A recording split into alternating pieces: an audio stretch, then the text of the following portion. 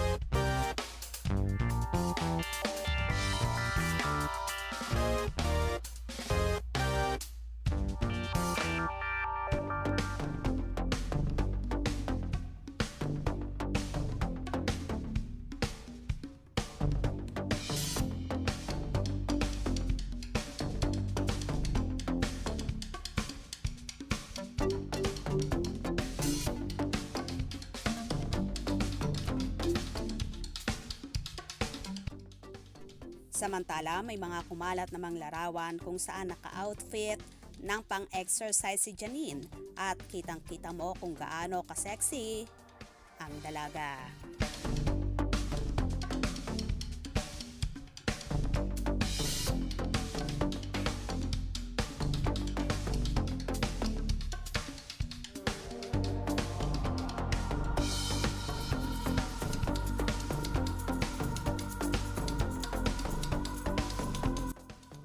While si Paulo Avellino naman ay busy sa pagpopromote ng kanyang serye with Kim Chiu, ang What's Wrong with Secretary Kim, kung saan dinumog sa naturang watch party. At kahit nga unang pagpapalabas nito sa View nitong March 18 ay nahirapan ng ilan na makapasok sa naturang apps dahil dagsa ang gustong manood at sabay-sabay ng kanilang mga supporters.